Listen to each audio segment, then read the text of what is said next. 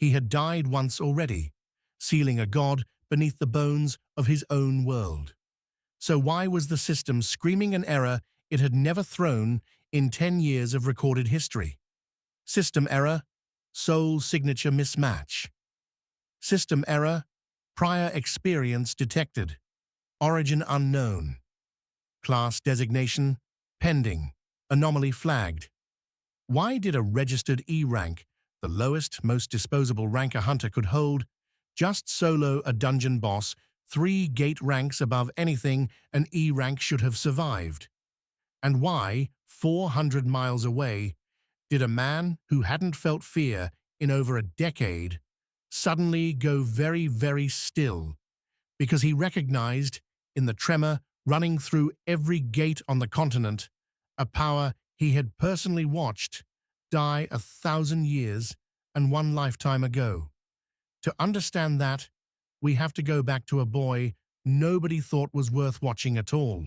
1. The boy they called Trash. The Hunter Association had a saying, unofficial but universal. E rank isn't a rank, it's a warning label. Kai Theron had worn that warning label for 3 years.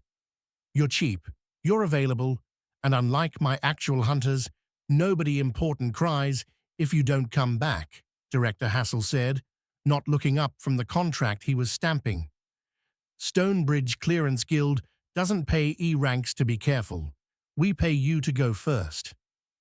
You pay me 11,000 a gate, Kai said. Barely covers the bus fare to get killed. Hassel finally looked up, smiling the way men smile when they know exactly how little leverage the person across from them has. You want to negotiate, Theron? Go get yourself a real rank. Until then, you're cannon fodder with a registration number. Take the contract or don't. I've got 6 other E ranks who'd kill for the slot. Kai signed it. He always signed it. He needed the money more than he needed his pride. Pride didn't pay for Mira's treatments, and pride definitely didn't keep the lights on in an apartment where his mother worked 2 jobs and still came home looking like she'd aged a year every month. What Director Hassel didn't know, what nobody in this entire glittering, system-obsessed world of gates and ranks and glowing status screens had any way of knowing, was that the unremarkable 19-year-old he was casually feeding into a meat grinder had, in a life that ended 1,000 years before this world had ever heard the word hunter, personally commanded armies, sealed gods, and died holding a sword that this entire planet's association would have classified as a mythic rank artifact on sight. Kai had simply learned, over 3 quiet years of carrying that secret, that there was no version of telling the truth that didn't end in a research facility, a containment order, or a body bag. So he stayed quiet. He stayed E rank. He let the world believe he was trash. It was, he privately thought, the longest and strangest disguise he had ever worn. And he had worn quite a few. Mira was awake when he got home, which was both good and bad. Good because it meant her fever had broken again. Bad because it meant she'd waited up worrying about him instead of resting. "You're back early," she said, voice thin but teasing. "Did the big bad monsters scare you off?" "Devastatingly," Kai said, setting a cup of tea in her hands. "I ran the whole way home." "Liar, you walk everywhere like you're bored of existing." If only you knew how literally true that is, he thought, and said instead, "Drink your tea, troublemaker." Mira's illness had a long clinical name that boiled down to one brutal fact. Her blood couldn't keep up with her body, and the only treatment slowing it down cost more per month than Kai earned in 3. Their mother's 2 jobs covered rent and food. Kai's gate contracts, humiliating, dangerous, beneath what he was actually capable of, covered the difference. It would have been so easy to stop hiding. One real demonstration of what he could actually do, and Stonebridge wouldn't be paying him 11,000 a gate anymore. A real guild would. The money problem would simply end. But power like his didn't go unnoticed. It got studied, contained, weaponized by people with far more resources than a tired single mother and her sick daughter could ever defend against. So Kai kept carrying low-rank cannon fodder contracts, kept letting Hassel sneer at him, and told himself, the way he'd told himself for 3 straight years, that someday, when Mira was healthy and safe, he could afford to stop pretending to be small. He had no idea that someday was about to arrive a great deal sooner than planned, and in a far more violent fashion than he would have chosen. 2. The memory that never faded. The memories never faded. That was the part nobody would believe if he ever tried to explain it. He remembered being 7 years old, in a world called Elvenoth, kneeling before the mage council of his order, because a tutor had reported, half terrified, that the boy had absorbed an entire decade's curriculum of mana theory in 11 months. He remembered the first time he drew real fire mana through his palm and didn't burn himself, the smell of ozone, and the elder's hand trembling on his shoulder.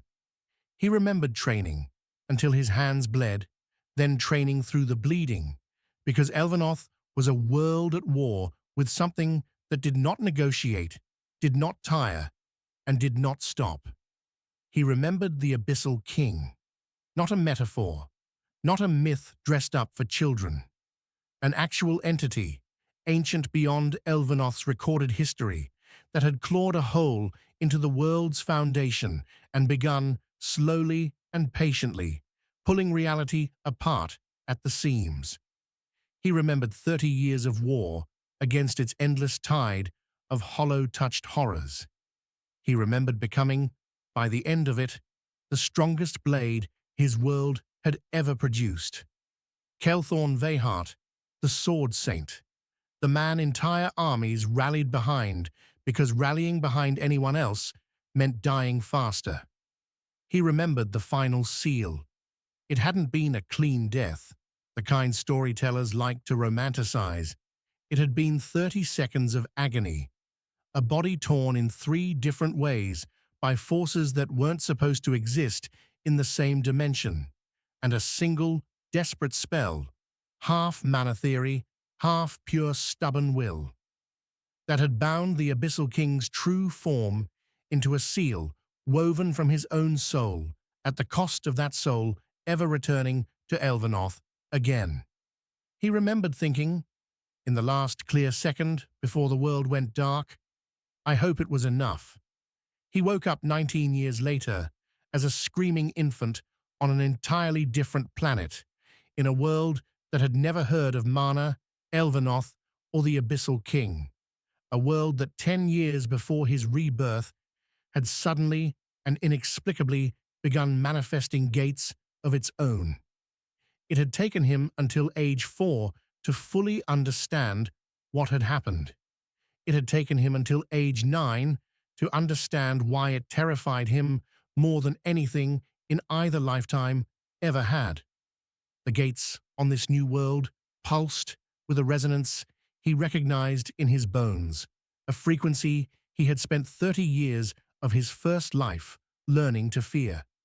Something of the Abyssal King had followed him here. He just didn't know yet how much or how soon it would find him. 3. The Red Gate. No one wanted. The gate had appeared 4 days earlier behind an abandoned textile warehouse, and the association's automated scanners had, for reasons nobody at Stonebridge bothered to question out loud, classified it as a Red Gate low-threat subtype. Red gates were rare and dangerous. Low-threat red gates were rarer still and almost never trusted at face value, which was exactly why no serious guild wanted to spend a real hunter confirming the classification, when 3 disposable E-ranks would do the job for a fraction of the liability.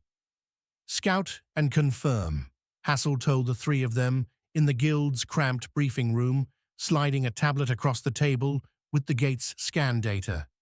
In, confirm threat level matches the association rating. Mark the first clearance waypoint. Out. Big client guilds paying us triple rate to verify it before they commit a real team. Easiest 11,000 you'll ever make. Toby Reyes, 20 years old and perpetually nervous, picked at the edge of his cheap leather glove. Low threat red still means actual demons, right? Not like baby demons. There's no such thing as a baby demon, Toby, said Rima Achebe, the third member of their trio, arms crossed, voice flat, with the specific exhaustion of someone who'd done this exact job 11 times this year alone. There's just demons that haven't finished eating yet. Comforting, Toby muttered. Kai said nothing, scanning the data on the tablet with an attention to detail neither of his companions would have expected from him. Something about the scan's mana resonance curve looked wrong, too smooth, too stable for a genuine low-threat reading, the kind of false flat signature he remembered with a cold drop in his stomach from certain heavily warded ruins back in Elvenoth that were built specifically to mask what slept beneath them. He almost said something. He looked at the contract fee, circled on the tablet, enough to cover Mira's next 2 treatments, and stayed quiet instead. It was, in hindsight, the last genuinely small mistake he would ever make. The gate swallowed them in a wash of red light, and the world on the other side was wrong in a way Kai felt before he saw. The air had weight, not humidity, not pressure. Weight, the specific oppressive density he remembered from standing too close to a tear in reality, back in Elvenoth. Ash drifted from a sky the color of a fresh bruise. The ground beneath their boots had the texture of old bone, fused into something between stone and cartilage. That's not a low-threat biome, Rima said quietly, scanner raised, voice gone tight and professional in a way that told Kai she knew exactly how bad that sentence sounded. Define not, Toby said. Define we should leave right now, Rima said back. Kai's eyes moved across the horizon, cataloging details his companions couldn't see yet. The faint violet shimmer along distant rock formations that marked corrupted mana saturation, the unnatural silence where even insects should have been making noise, the half-buried ribcage of something the size of a building jutting from the bone ash ground 300 meters out. System. Dungeon classification update unavailable. Anomalous resonance detected. The status window flickered uselessly in the corner of his vision. Even the system, the all-knowing arbiter of threat and rank that every other hunter trusted with absolute faith, didn't know what to make of this place. We're not confirming a low-threat red gate, Kai said quietly, drawing his short sword for the first time in months of pretending he barely needed it. We walked into something the Association has never actually catalogued. 4. The dungeon that shouldn't exist.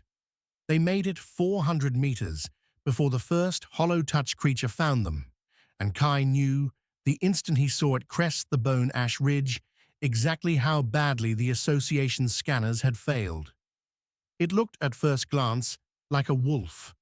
If a wolf had been turned inside out and reassembled by something that found human anatomy more efficient than canine, 4 too long limbs ending in fingers instead of paws, a head split vertically into 2 halves that moved independently, violet light leaking from the seam between them like something underneath was still burning. System. Hostile entity detected. Classification unknown. Estimated threat exceeds current scan parameters. That's not in the bestiary, Rima said, voice cracking for the first time since they'd entered. Kai, that thing is not in any bestiary. Run, Kai said. They ran. The creature didn't chase immediately. It watched, head halves tilting independently in a way that made Kai's skin crawl with a recognition he wished he didn't have. The specific patient curiosity of something that had all the time in the world and knew its prey didn't. They didn't make it back to the entrance waypoint. The ground simply opened beneath Toby's feet. Not a pit, not a trap, but a section of bone-ash terrain that had been a thin membrane the entire time, dropping all three of them into a cavern, lit by the same sick violet glow as the rock formations above. And waiting in that cavern, chained deliberately by something with intention, was a woman in cracked silver and frost armor, ice-white hair matted with dried blood, eyes snapping open the instant they landed. "You shouldn't be here," Selene Cross said, voice raw from what sounded like days of disuse. "None of you should be anywhere near here. Get out while the warden's still asleep." "Who's the warden?" Toby asked, already shaking. As if summoned by the question itself, something vast stirred in the deeper dark of the cavern. 12 feet of cracked obsidian armor and hollow violet eyes unfolding from a throne of fused bone. And Kai understood, with the specific cold clarity of a man who had fought things like this before in a life this world had no name for, that they had just woken up, the actual reason this dungeon had been hidden from the Association's scanners in the first place. 5. The Sword Saint awakens. "Toby, Rima." Kai's voice came out flatter and colder than either of them had ever heard it. "Get her free and get to the wall. Don't engage. Don't run toward the light source. Just get out of the open." "Kai, that thing is easily S rank, maybe higher. We are E rank. We don't—" "I know what rank we are," Kai said. "Move." He stepped forward as the Hollow Warden rose fully to its feet. Ancient armor, groaning like a building settling. Jagged warblade wreathed in dark mist, scraping a furrow through the bone-ash floor as it dragged itself upright. Up close, the violet glow leaking from its eye slits resolved into something Kai recognized with a sick, certain dread. The exact same corrupted resonance he remembered from the Abyssal King's lesser hollow generals, 1,000 years and one entire lifetime ago. System: hostile entity identified. Designation: Hollow Warden. Estimated rank: S+. Recommend immediate extraction. For 3 years, Kai had practiced being smaller than he was. He had practiced flinching at things that didn't scare him, practiced losing fights he could have won in 2 moves, practiced the specific discipline of letting an entire world believe his sword was decorative. He stopped practicing.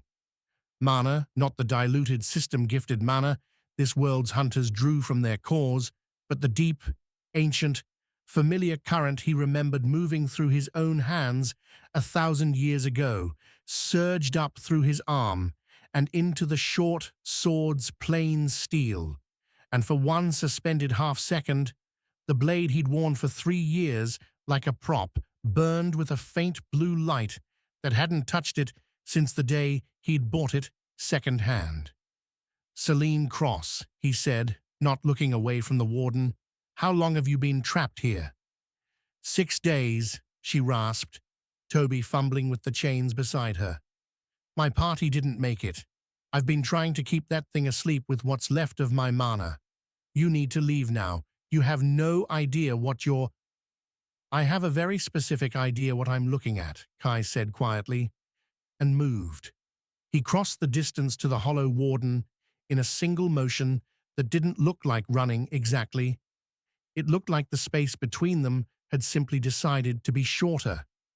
The Warden's jagged warblade came down in a strike that would have split a tank in half, and Kai was no longer where the strike landed, already inside the creature's guard, already driving his short sword up through the seam in its cracked obsidian breastplate with a precision that belonged to a man who had killed thousands of things wearing armor exactly like this.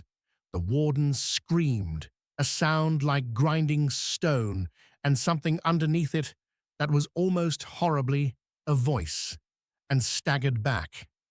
Celine Cross stared at the boy who had just put a hairline crack the size of a doorway through S-plus rank armor with a single strike from a discount short sword, and for the first time in 6 days of carefully rationed terror, felt something closer to disbelief. 6. The boss beneath the gate. The warden recovered faster than anything its size should have been able to, dark mist boiling off its jagged blade as it swung in a wide horizontal arc meant to cut Kai in half, along with the cavern wall behind him. Kai didn't dodge. He remembered this particular attack pattern. Hollow generals always overcommitted to their first retaliation, a structural weakness baked into whatever dark magic assembled them. And instead of retreating, he stepped into the swing, sword angled to redirect, rather than block, letting the warden's own momentum drag its blade into the cavern floor instead of through his ribs. "That's not possible," Selene whispered, finally free of her chains, Toby and Rima dragging her toward the wall, as ordered. "Nobody redirects a strike that heavy without S-rank strength," Rima finished, voice hollow. "He's E-rank. I've seen his contract paperwork. He's literally the lowest rank that exists." System alert. Combat parameters exceeding registered class capabilities. System. Recalculating threat assessment. System. Recalculation failed. Insufficient baseline data. The status window, flickering uselessly in Kai's vision, would have been almost funny. In a different lifetime. In a body that wasn't currently locked in mortal combat, with something wearing the echo of his oldest enemy's armor. He drove forward, while the warden's blade was still buried in stone, abandoning every careful, restrained small movement he'd spent 3 years perfecting, and let 3 years of suppressed instinct finally move the way it wanted to. 30 years of war against the Abyssal King's endless tide had taught Kelthorn Vehart exactly where to cut things built from corrupted mana and stolen bone, and that knowledge poured through Kai's 19-year-old body like a current, finally allowed to flow. 5 strikes. He counted them later, in the strange, calm clarity that always followed real combat.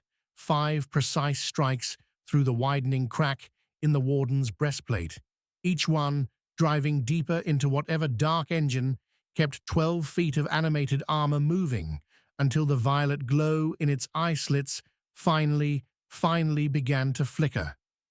The 6th strike ended it. The hollow warden's massive body folded inward on itself with a sound like a building exhaling. Dark mist. 7. System error. Soul signature mismatch. The status window that bloomed in front of Kai's vision a moment later was not the clean, familiar level-up notification every hunter in this world had grown up expecting. System error. Soul signature mismatch. System error. Prior experience detected. Origin unknown. Recalculating baseline. Recalculating baseline. Baseline recalculation failed. Class designation pending. Anomaly flagged for review. Kai had spent 3 years quietly terrified of exactly this moment. The system finally noticing that the soul wearing this body had 1,000 years of experience the rest of this world had no framework for. He'd assumed, if it ever happened, it would happen quietly, privately, somewhere he could control the fallout. It happened instead in front of an S-rank hunter who had just watched him solo something the association had never even catalogued. "Your status window," Selene said slowly, limping closer, eyes fixed on the glowing text only Kai could fully see, but whose general shape and color every hunter could read at a glance. "That's not a normal notification. I've never seen an error sequence like that in my life." "Neither have I," Kai lied, which was at least technically true. He'd never seen this system throw an error like it. The error itself, the specific shape of a soul too old for its current vessel, he understood perfectly well from 1,000 years away. New class available. Trial conditions met. Class, World Walker, designation, unranked, uncapped. Accept, YN. His hand was shaking, very slightly in a way 3 years of careful discipline hadn't fully prepared him for. He had hidden everything, the memories, the mastery, the centuries of war he carried behind an unremarkable face, specifically so that no system, no association, no government on this entire planet would ever have a name to put on what he actually was. And now one did. Toby and Rima stared at him with the particular wide-eyed silence of people whose entire understanding of their friend had just been quietly demolished. Celine Cross, 6 days from death and still recovering, looked at the glowing words floating in the air beside an E-rank hunter who had just soloed an S-plus threat with a discount sword, and felt the specific dawning horror of someone realizing she had survived this dungeon purely because the person who saved her had been hiding something the entire Hunter Association would kill to understand. 400 miles away, in an office with no windows and considerably more security than any ordinary building required, a man who had not felt genuine fear in over a decade looked up from a monitor tracking Continental Gate resonance, watched a single spike of mana signature ripple outward from a supposedly low-threat red gate, and went very, very still. He knew that signature. He had spent 30 years on another world learning to fear exactly that signature, in a life that had ended with him betraying the only man who had ever trusted him completely. "Found you," Veyron Skan said quietly to an empty room, smiling for the first time in longer than he could remember.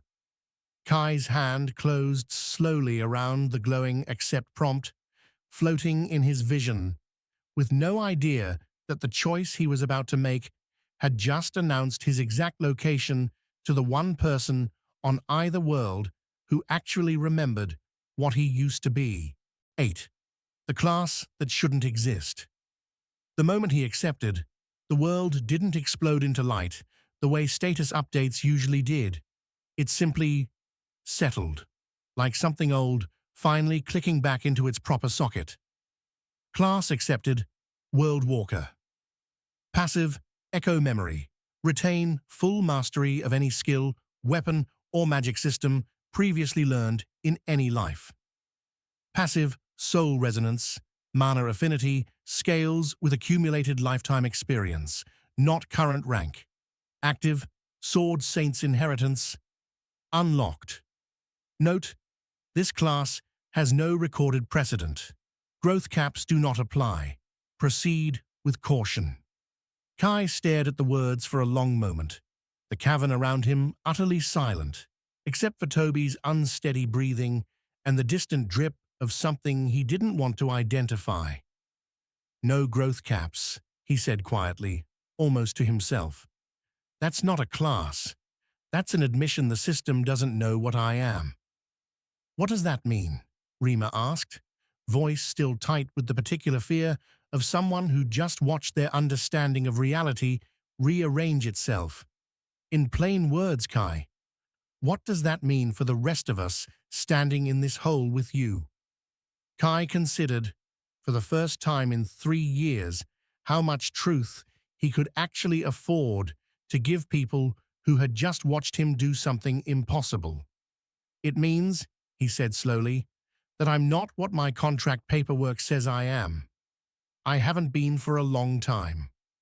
Celine Cross, leaning against the cavern wall with the careful posture of someone rationing pain, studied him with an intensity that made Kai distinctly uncomfortable. "I've fought beside S-ranks. I've fought beside 2 of the 3 national sovereigns this country has. I have never seen a status error sequence like that, and I have never, not once, seen anyone redirect a strike from something that size without so much as flinching. Lucky guess, Kai said. You don't get lucky against a hollow warden, Celine said flatly. You get dead. Whatever you are, Theron, the association is going to want to know about it the second we walk back through that gate, and I am required by my license to report exactly what I just witnessed. There it was, the exact outcome Kai had spent 3 years specifically engineering his entire life to avoid. How long do I have, he asked, before that report goes in? Celine's expression didn't soften, but it didn't harden either, just settled into something pragmatic. You pulled 3 E ranks and 1 trapped S rank out of a dungeon the Association's own scanners catastrophically misclassified. That buys you exactly enough goodwill for me to write the truth slowly instead of urgently. I'd use that time wisely if I were you. 9. The man who remembered 400 miles away, Veron Skarn, had not smiled like that in 11 years. He kept the smile to himself, of course. The people who worked in this particular building, in this particular wing of an organization the public knew only as Meridian Strategic Consulting, had learned long ago that Director Skarn's good moods were considerably more dangerous than his bad ones. What none of them knew, what nobody on this entire planet had any framework to understand, was that Veron Skarn had not been born on Earth at all. 1,000 years and 1 lifetime ago, in a world called Elvenoth, he had been a hollow-touched general, one of the Abyssal King's most trusted lieutenants, until the day a silver-haired sword saint had driven a blade through his chest in the final battle and sealed away everything Veron had spent decades serving. He should have died that day. Instead, something of the Abyssal King's essence, fractured, weakened, but not destroyed, had clawed its way into him in his final moments. And when this new world's gates began tearing open 10 years ago, Veron had felt the resonance and understood, with perfect clarity, exactly what was happening. The seal was failing. Slowly, fragment by fragment, the king he had served was finding its way back into existence through every gate that opened on this naive, unprepared world. And now, finally, after a decade of patient searching, he had found proof that the man who'd sealed it away in the first place had been reborn here too. Pull every gate entry log within a 50-mile radius of that resonance spike, Skarn told the analyst hovering nervously by his desk. I want a name within the hour. Sir, that spike came from a low-threat red gate registration. The hunters who entered were all E rank. It's probably just a... Within the hour, Skarn repeated, and the analyst left without finishing his sentence. Skarn turned back to the monitor, to the faint afterglow of the resonance spike fading on the map, and allowed himself, finally, the one indulgence he'd denied himself for 10 patient years. After everything you sealed away, he murmured, you really thought you could just disappear into a small life, old friend? I owe you a debt 3 decades old. I intend to collect it personally. 10. The Guildmaster's panic Hassel found out about the misclassified gate 40 minutes after his 3 E ranks walked back out of it alive, and the first thing he felt was not relief. It was the specific cold panic of a man realizing his own paper trail was about to become very interesting to people with subpoena power. He'd known the gate's scan data looked off. He'd seen the smoothed-over resonance curve, the same flat, too-stable signature. His old contact at the scanning division had warned him meant someone with money paid to make this gate look smaller than it is. He'd taken the contract anyway, at triple rate, because triple rate on 3 disposable E ranks was the best margin Stonebridge had seen all quarter, And because the client guild paying for the cover-up had made it very clear what would happen to Stonebridge's licensing if Hassel asked too many questions about why. Now, one of those disposable E-ranks had apparently soloed whatever the real threat rating actually was. An S-rank hunter had gone missing inside that same dungeon for 6 days before being rescued, and Hassel's name was on every piece of paperwork connecting Stonebridge to a deliberately falsified gate classification. "Get me Reyes and Achebe's contracts," he barked at his assistant, already shredding the originals of 3 documents that very specifically should not exist anymore. "And get me Theron's file. All of it. Everything." "Sir, the association already requested—" "I know what they requested," Hassel snapped. "Get it to me before they get it from anyone else." What Hassel didn't know yet, what he would learn within the next 24 hours, to his considerable and well-deserved horror, was that the boy whose contract he had been so casually exploiting for 3 years was not in fact the disposable nobody his paperwork claimed. And anomalies, once the association's attention actually focused on them, tended to drag every loose thread connected to them into very bright, very unforgiving light. 11. The investigator arrives.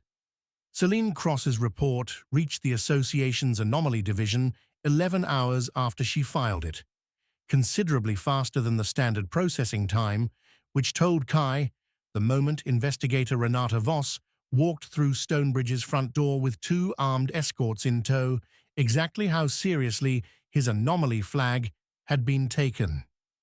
"Kai Theron," Voss said, not a question, reading from a tablet without looking up. "Registered E-rank, Stonebridge Clearance Guild, 3 years active contract history. I'm here regarding an incident at registration site GA4471, classified low threat red, actual threat level, confirmed S+, by surviving witness testimony." "I assume Celine told you the rest," Kai said. "She told me you soloed an S+ threat with what her report describes as combat technique consistent with decades of advanced swordsmanship training, displayed by a registered hunter with 3 years of documented E-rank performance history and 0 record of formal combat education." Voss finally looked up from her tablet, eyes sharp and unreadable. "That's a contradiction the association takes very seriously, Mr. Theron. I'm authorized to request a full class audit. You are not legally required to comply. I would, however, strongly advise that you do." Kai had run through this exact scenario in his head more times than he could count, in 3 years of quiet, careful hiding. Every version had ended badly. Containment, research, a life reduced to a controlled variable in someone else's experiment. But every version he'd imagined had also assumed he'd still be hiding by the time it happened. He wasn't anymore. The system itself had already flagged him as an unprecedented anomaly the moment he'd accepted the World Walker class, and pretending otherwise now would only make him look guilty of something far worse than simply being unusually strong. "I'll comply with the audit," Kai said, "on one condition." Voss's expression didn't change, but something in her posture sharpened with interest. "The association doesn't typically negotiate audit terms with E-rank hunters." "I'm not asking the association," Kai said. "I'm asking you specifically to make sure whatever you find doesn't end up in a report that reaches Director Hassel before it reaches your superiors. There are things in my contract history he doesn't want examined either, and I'd rather not give him time to bury evidence before someone with actual authority looks at it." For the first time since walking in, Investigator Voss almost smiled. "You're negotiating leverage for an association investigation while under active suspicion of unprecedented and unregistered power, Mr. Theron. That's either remarkably stupid or remarkably calculated." I've been told I'm patient, Kai said. Rarely stupid. 12. The audit. The class audit took place in a chamber Kai had never known existed beneath the association's main headquarters. A sterile, circular room, lined with diagnostic rings that pulsed soft white light as they scanned mana density, soul resonance, and a dozen other metrics Kai only vaguely understood the theory behind. Baseline mana capacity, a technician read aloud, voice climbing with disbelief as the numbers updated in real time. Exceeds registered E-rank threshold by... That can't be right. Run it again. It's right, said a second technician, quieter, the kind of quiet that came from genuine unease. Combat technique analysis from the recovered footage matches verified historical swordsmanship forms from at least 4 documented masterclass lineages. Footage shows 0 formal training history. This isn't possible with current system mechanics. Investigator Voss watched the readouts from behind the reinforced glass, expression carefully neutral, while beside her, a man Kai hadn't been introduced to. Older, silver at the temples, wearing the kind of understated authority that suggested significantly more power than his plain grey suit implied. Studied the data with an intensity that made the back of Kai's neck prickle. Soul resonance pattern, the first technician continued, voice dropping almost to a whisper now, shows layered structure, multiple distinct experiential signatures within a single soul print. I've genuinely never seen this in any registered hunter's file.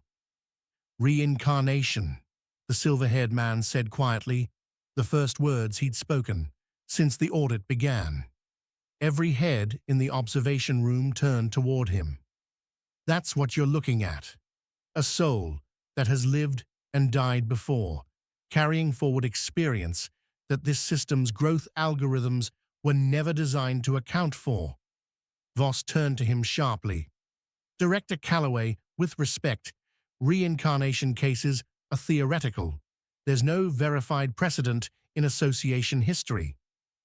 There wasn't, Director Calloway agreed, still watching Kai through the glass, with an expression that mixed professional caution with something closer to genuine fascination. Until today. Inside the diagnostic chamber, Kai stood very still, watching the swirling readouts above him display, in clinical and unambiguous terms, exactly the truth he had spent 3 years burying. There was no more hiding now. The only question left was whether the people who'd just confirmed what he was intended to study him, contain him, or, in the best and least likely outcome, actually try to help. 13. The offer. They didn't contain him. Kai genuinely hadn't expected that outcome, and the relief of it left him momentarily unable to speak when Director Calloway walked into the small debriefing room afterward and simply sat down across from him like an equal instead of a specimen. I run the Anomaly Division's research arm, Calloway said. Officially, that means I study unusual class manifestations. Unofficially, it means I'm the person the association calls when something happens that doesn't fit any existing framework, and I have spent the last 11 years collecting evidence of something I never expected to find proof of in my lifetime. Which is, Kai asked carefully, that the corrupted mana signatures bleeding through certain gates aren't random, Calloway said. They're remnants, fragments of something ancient and singular, scattered across this world's gate network like shrapnel from a wound that never fully closed. I've spent over a decade trying to convince my superiors this is a containment crisis in slow motion, and for over a decade I've had no proof beyond resonance patterns and a very inconvenient number of premature deaths among researchers who got too close to the wrong fragments. Kai felt something cold settle in his chest. You're describing the Abyssal King's remnants. Calloway went very still. I've never used that name in any official report. I've never used it out loud to anyone outside 3 trusted colleagues in 11 years. How exactly do you know it? There was no version of this conversation, Kai realized, that ended with him keeping the rest of his secret intact. Calloway already knew too much, and the only way forward was deciding how much more to trust him with. Because I'm the one who sealed it, Kai said quietly, 1,000 years ago, on a world this one has never heard of, in a life I remember in more detail than I remember most of this one. The seal is failing. I think it's been failing for exactly as long as your gates have existed. And I think whoever, or whatever, is pulling those remnants through on purpose already knows I'm here. Director Calloway sat in silence for a long moment, processing 11 years of half-proven theory suddenly confirmed in full by a 19-year-old E-rank hunter who, as far as his paperwork was concerned, had never left this continent. Then we have considerably less time than I thought, Calloway finally said, and you, Mr. Theron, just became the single most important asset and the single greatest liability the association has ever quietly decided not to put in a file.